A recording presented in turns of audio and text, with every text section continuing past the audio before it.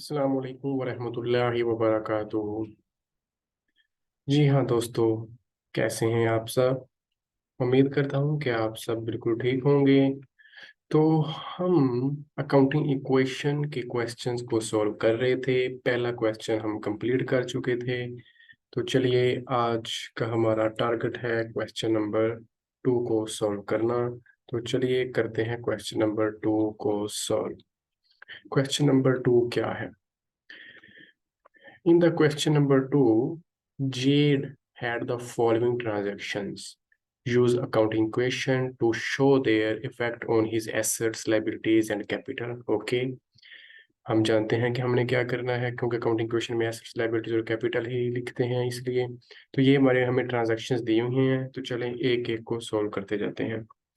तो सबसे पहले तो जैसे कि फिर सीरियल नंबर के हिसाब से दिया हुआ है, तो सीरियल नंबर हम लिख लेंगे क्योंकि डेट्स नहीं है। तो सीरियल नंबर यहाँ पे हम जानते हैं कि एसेट्स इधर लाइबिलिटीज एंड इक्विटी।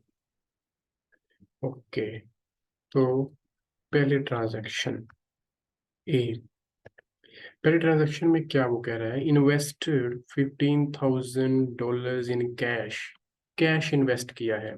तो जिस तरह हम जानते हैं कि कैश एक एसेट है, तो हम कैश का एक कॉलम बनाएंगे और कैश के साथ हमेशा कैपिटल अफेक्ट होता ही होता है, तो दूसरी तरफ कैपिटल आ जाएगा। तो ये हमारे पास कैश और कैपिटल, और क्योंकि कैश इन्वेस्ट हुआ है 15,000 का, तो 15,000 इधर और इतना ही कैपिटल। तो उसके बाद जैसे कि हर ट्रांजैक्शन के बाद हमने बैलेंस करना है, तो इसलिए बैलेंस ये सेम 15,000, इधर कुछ नहीं तो जीरो जीरो जीरो जीरो, और ये 15,000 सेम। ओके, ये हमारी पहली ट्रांजैक्शन होगी कंप्लीट। अब चलते हैं दूसरी की तरफ। बी, बी में वो क्या कह रहे हैं, परचेज्ड सिक्योरिटीज फॉर कैश। इसमें फिर दो एसेट्स इन्वॉल्व हैं, एक तो है सिक्योरिटी और दूसरा है कैश। जो मैंने आपको पहले दिन बताया था एसेट्स के बारे में, उसमें सिक्योरिटीज का जिक्र था, जिसे हम शेयर्स ऑफ कंपनी भी कहते हैं। तो इसलिए ये एसेट है, तो इसलिए इसका अलग है एक कॉलम बनेगा सिक्योरिटीज। ठीक हो गया। और ये सिक्योरिटीज परचेज हो रही हैं कैश पे, तो कैश जाएगी 7,500 की ये, और सिक्योरिटीज आ रही हैं क्योंकि परचेज कर रहे हैं, तो 7,500 की सिक्योरिटीज आ जाएंगी। इसका हाईलाइट खत्म कर दूं मैं, ये।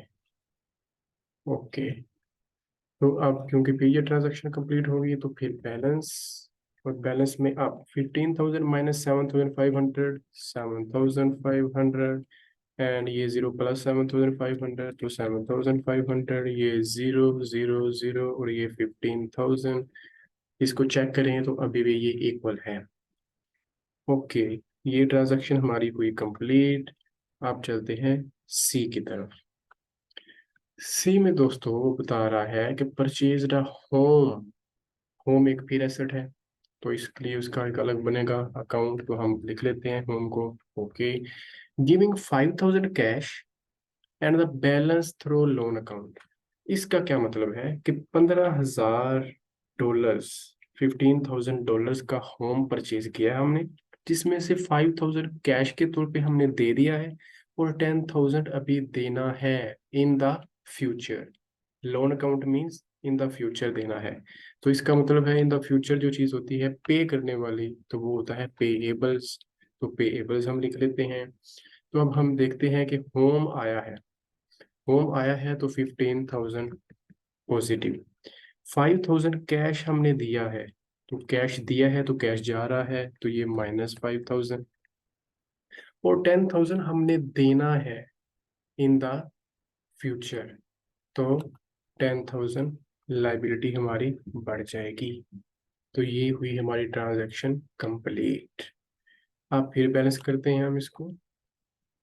बैलेंस किया तो ये 7,500 माइनस 5,000, 2,500, और ये सेम 7,500, ये सेम 15,000, ये 0, ये 10,000, और ये 15,000। इसको हम चेक करें तो फिर से ये इक्वल ही है, इसका मतलब है हमारा क्वेश्चन सही हो रहा है। उसके बाद डी ट्रांजैक्शन में क्या हुआ, नंबर डी में वो कह रहा है sold securities costing 1,000 for 1,500। Okay, ये थोड़ी सी ट्रांजैक्शन समझने वाली है। वो कह रहा है कि जो सिक्योरिटी हमने खरीदी हुई थी उनमें से हमने सेल की है, सेल की है हमने, उसकी कॉस्ट थी 1,000, $1,000, लेकिन हमने सेल किया है उनको $1,500 पे। इसका मतलब है कि हमने प्रॉफिट कमाया है $500 का। तो सबसे पहले तो हम प्रॉफिट को देखते हैं। प्रॉफिट, लॉस, एक्सपेंसेस, इनकम के बारे में मैंने पहले बताया था कि ये हमेशा अफेक्ट करते हैं कैपिटल को। तो सबसे पहले तो हमारा 500 का प्रॉफिट आ रहा है तो ये कैपिटल में चला जाएगा।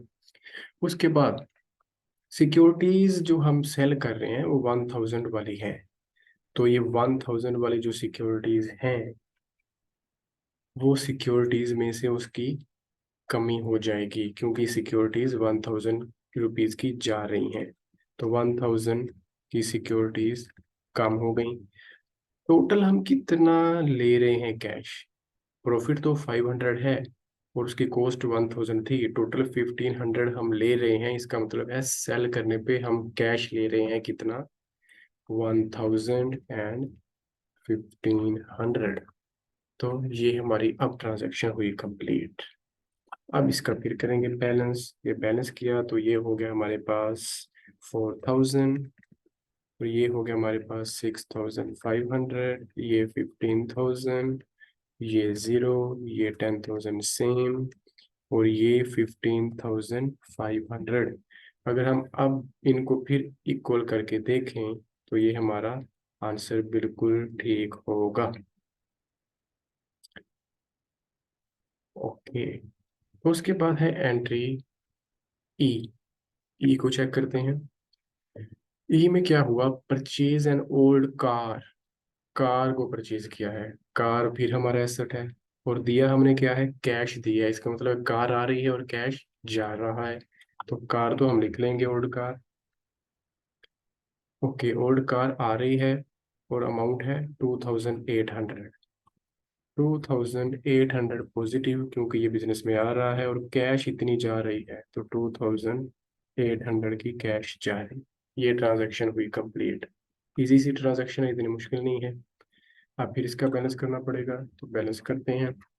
बैलेंस किया तो ये हमारे पास हो गया 4,000 माइनस 2,800, 1,200, ये, और ये सेम 60,500, ये सेम 15,000, ये सेम, बिकॉज पहले 0 0 है तो 2,800, और ये 10,000 सेम, और ये 15,500। इसको हम चेक करेंगे तो अब ये भी बैलेंस ही होगा, आप चेक कर लीजिएगा। उसके बाद एफ, एफ में क्या हुआ, received cash as a salary. Salary कोई एसेट नहीं है इसलिए इसका कोई अलग से अकाउंट नहीं बनेगा। बस कैश आ रही है तो कैश के साथ हमेशा कैपिटल इफेक्ट होता है, तो कैश रिसीव कर रहे हैं तो कैश बढ़ जाएगी, कितने से, 3,600 से, और इसके साथ ही कैपिटल भी बढ़ जाएगा 3,600 से। ये ट्रांजैक्शन कंप्लीट। उसके बाद बैलेंस, आप बैलेंस करें तो ये बनेगा 4,800, ये 6,500, ये 15,000, ये 2,800, ये 10,000, और ये 15,500 प्लस 3,600, 19,100। आप फिर इसको बैलेंस करके चेक करेंगे तो ये हमारा सेम आएगा। अब चेक करते हैं अगले ट्रांजैक्शन को, जी। जी में वो कह रहा है paid cash 500 for loan and 300 for interest. अब लोन है पेएबल, क्योंकि हमने जब खरीदा था घर तो तब हमने ये लोन अकाउंट को पेएबल के तौर पे लिखा था। तो अब ये पेड कर रहे हैं तो पेएबल तो कम होगा, लेकिन इसके साथ ही हम पेड में इंटरेस्ट भी दे रहे हैं। और जो मैंने कहा था कुछ एक्स्ट्रा इनकम एक्सपेंसेस प्रॉफिट और लॉसेस के अलावा कुछ एक्स्ट्रा भी होता है, तो ये इंटरेस्ट एक्स्ट्रा चीज होती है, तो ये हमेशा अफेक्ट करेगी कैपिटल को। तो इसका क्या मतलब हुआ कि हम क्या लिखेंगे, 500 तो हम पेएबल्स को दे रहे हैं, तो पेएबल्स में से 500 माइनस होगा, और इंटरेस्ट दे रहे हैं तो कैपिटल में से दे रहे हैं, तो 300 इंटरेस्ट में से जाएगा, 300 इंटरेस्ट में से। और ये टोटल कितना हम कैश दे रहे हैं, 800 का, तो ये 800 का कैश चला जाएगा टोटल। तो अब फिर बैलेंस करेंगे, तो ये हो गया हमारे पास 4000 कंप्लीट, ये 6500, ये 15000, ये 2800, और ये हो गया हमारे पास 9500, और ये हो गया हमारे पास 18800। अब इसको हम फिर अगर बैलेंस करें तो ये इक्वल होंगे टोटल एसेट्स और लायबिलिटीज एंड इक्विटी।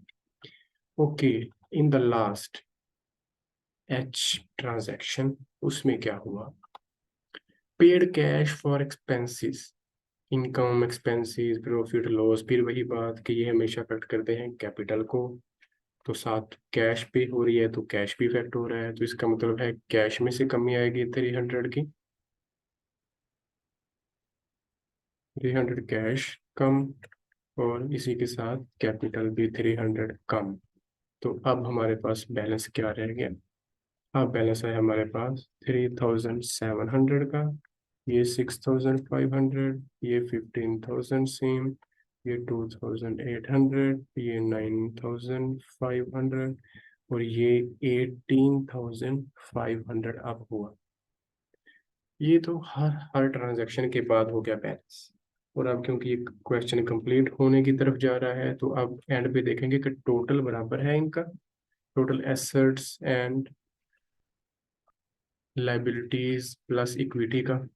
तो चलें देखते हैं टोटल एसेट्स को, 3700 प्लस 6500 प्लस 15000 प्लस 2800, इसको करें अगर हम प्लस, तो हमारा आंसर होगा 28200। नो सॉरी, ये हमारा आंसर होगा, again check, 3700 plus 6500 plus 15000 plus 2800, ये होगा हमारे पास 28000 कंप्लीट। ओके, और इसको अगर चेक करें तो 9500 प्लस 18500, तो ये भी होगा 28000। तो जिस तरह से मैंने पहले कहा कि अकाउंटिंग क्वेश्चन का मतलब ही यही है कि एसेट्स का बराबर होना जरूरी है लाइबिलिटीज प्लस इक्विटी के। तो अब हमने ये करके देख लिया और ये बराबर आ चुका है, और ये आसान सा क्वेश्चन नंबर 2 था जो आज हमने सॉल्व किया। उम्मीद करता हूँ कि आपको इसकी समझ आई होगी और आप खुद भी इसकी प्रैक्टिस करेंगे। तो अगली वीडियो में मिलते हैं एक नए क्वेश्चन के साथ, क्वेश्चन नंबर 3। तब तक अपना ख्याल रखिएगा, और वीडियो अच्छी लगे तो मेरे चैनल को सब्सक्राइब करें, वीडियो को लाइक करें और कमेंट करिएगा कि आपको कितनी समझ आ रही है। तब तक के लिए अल्लाह हाफिज़।